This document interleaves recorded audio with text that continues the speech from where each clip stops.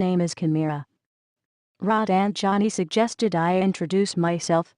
I am an alpha post-human specializing in futurology. Rod told me that you are in the game, which really piqued my interest. I am working on some analysis of game theory and coder culture to help preserve human wisdom, both outland and in-world. I am currently doing deep research into metamagical themes as a practical application. The guy said that you would enjoy discussing how AR is in the process of radically changing the human UI. This evolution of storytelling will extend interactive experiences beyond anything you know in your current timeline. See you back of the beyond.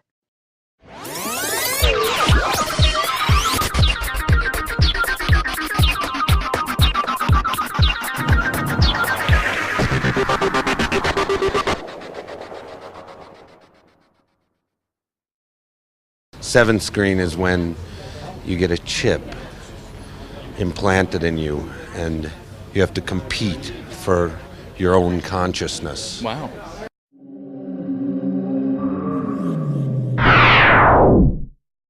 Kind of the new way that everything is going anyway is being at cause over the products and services that you want to see being used. If your product isn't as good as it should be, people are going to tell you that, and they're going to tell the world that, despite what you try to do and what you try to say. Spin doesn't work anymore. It may work on television, it may work in traditional media, but the internet has got a built-in BS detector. Telling this like transmedia story. You know, we're going to tell a story in text messages, we're going to tell a story in Twitter, we're going to tell a story in a blog, we're going to tell a story on the wiki, we're going to tell a story via tapes and live performances and produced media and all of these things. Why not set that as our model for how we advertise as well? So I run this group called the Convergence Culture Consortium, and we're a research group at MIT. We work with a number of companies, some entertainment, some not, to explore what we refer to as enculturated, transmediated, participatory marketing experiences. And if you're playing buzzword bingo, that's a total word score of 90. What this means, ultimately, is that we look at the changing relationship between creative consumers, brands, and media properties within a convergence culture. Changing and evolving media environment and the technologies associated with that. Without going into what people, I think, have covered really well so far, for us, the things that were really significant was, one, the ability of the new tools of mass communications to be a great equalizer. We are a startup, an apparel startup. How do we compete with the companies that have the budgets like Nike in the very successful, powerful Zoom campaign to get people's attention in this crowded media environment?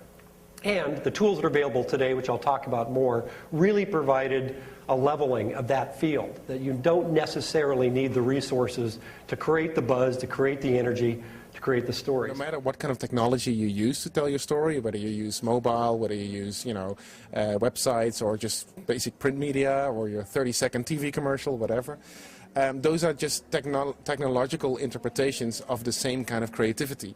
I mean, how best to tell your story.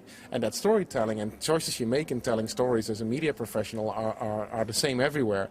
What is different, however, is, for example, let's say one of the fundamental issues of our time is like, where the hell is the audience, right? And even if you find them, they tend to do things on their own, and blog and go to YouTube and all that kind of stuff. Now, all the different media professions struggle with the same question. I mean, journalists find out that nobody reads their newspaper anymore, and advertisers find out that everybody's fast-forwarding through their 30-second commercial. Now, the profession that has really resolved that question very well is the game industry. They, from day one, have started to include the gamers into game development and game marketing and game promotion and game innovation.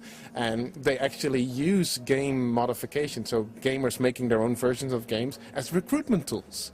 They say it's great if you have a university degree, but if you really want to have a career in the media, start creating your own games using the tools that we give you for free. This is what gets really interesting about the interactive medium. A lot of people think, oh, it's a website, or oh, it's a banner, or oh, it's a social network widget, but it's more than that. It's how do you create emotionally engaging experiences? How do you tell stories? How do you connect with people? Companies just say, well, we'll throw up a forum and that's a community. No, that's throwing up a forum in the hopes that your community is going to go there.